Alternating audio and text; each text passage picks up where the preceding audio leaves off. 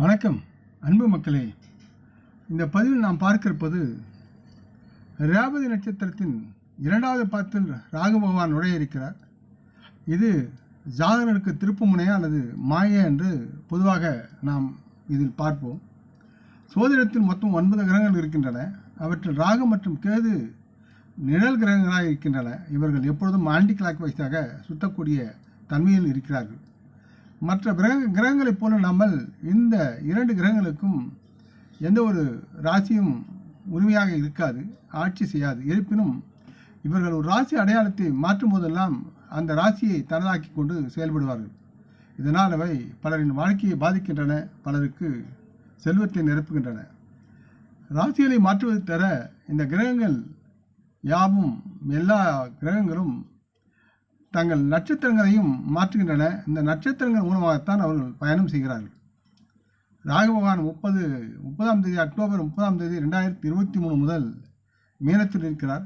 அதே நாளில் அவர் ரேவதி நட்சத்திரத்தில் பயணம் செய்ய ஆரம்பித்தார்.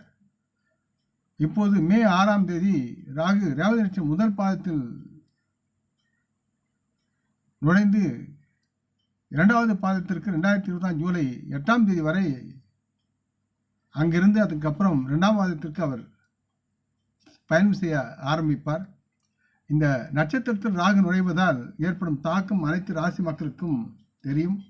இருந்தபோதிலும் சில ராசி மக்கள் சவால்களை எதிர்கொள்ள வேண்டியிருக்கிறது.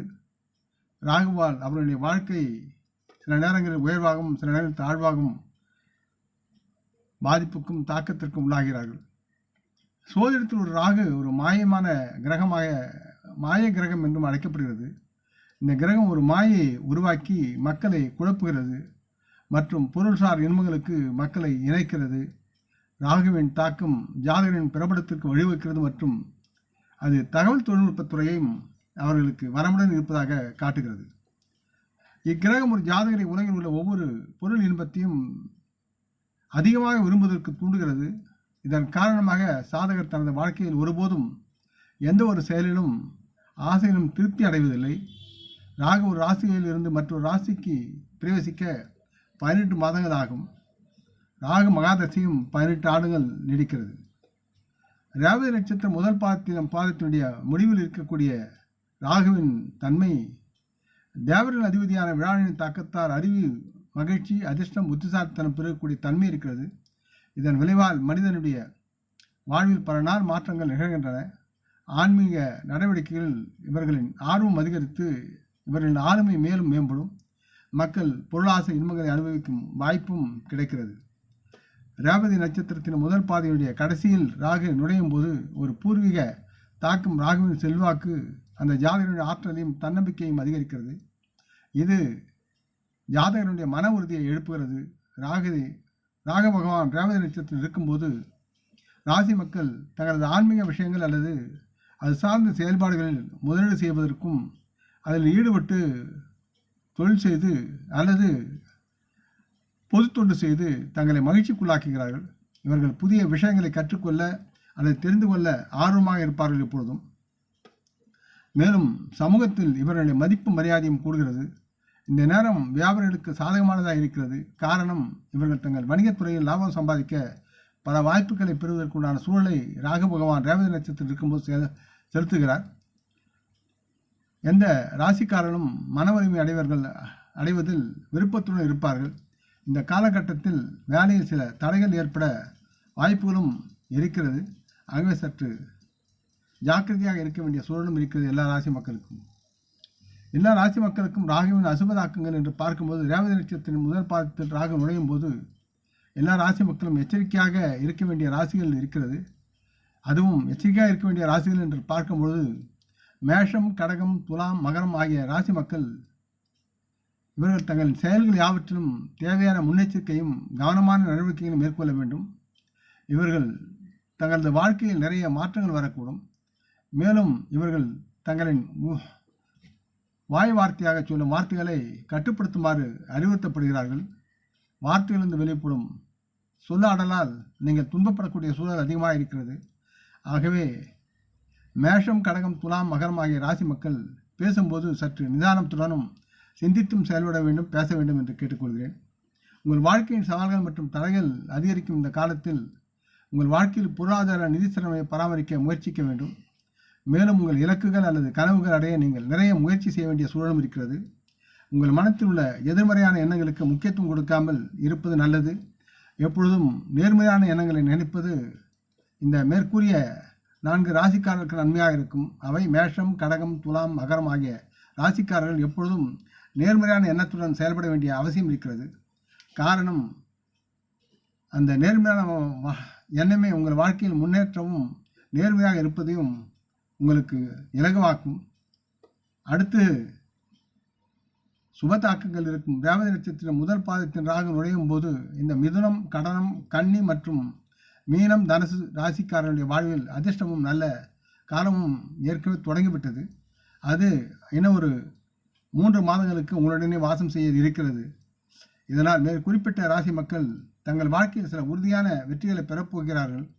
அவர்கள் மிதுனம், கன்னி, மீனம் மற்றும் தனுசு ராசிக்காரர்கள் இந்த 4 ராசி மக்களும் நல்லதொரு வெற்றியை வாழ்வில் பெற்று நலமுடன் வாழ்வார்கள்.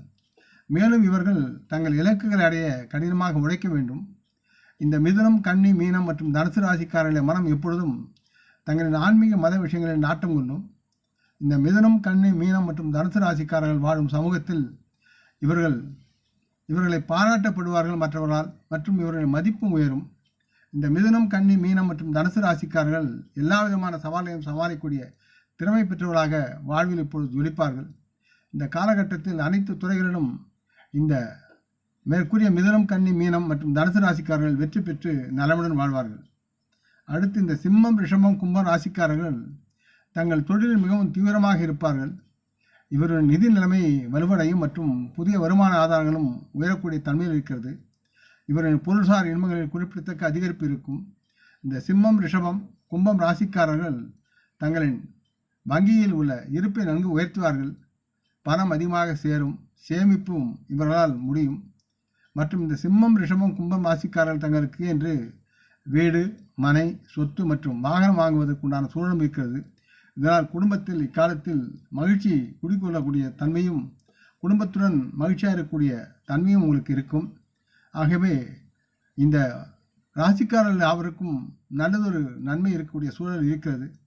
சோதனத்தில் ராகு ஒரு நிழல் இவர் பொருள்சார் இன்பங்கள், கர்ம தாக்கங்கள் மற்றும் சவால்களுடன் தொடர்புடையதாக விளங்குகிறார். ராகுவை கட்டுப்படுத்தக்கூடிய கிரகமாக இருப்பது குரு பகவான் தான். ஆகவே குருவை வணங்க ராகு உங்களுக்கு வசப்படுவார். ராகு மகாதசையின் போது ஒருவருக்கு பொருள் இழப்புகள் ஏற்படக்கூடிய சூழலும் இருக்கிறது.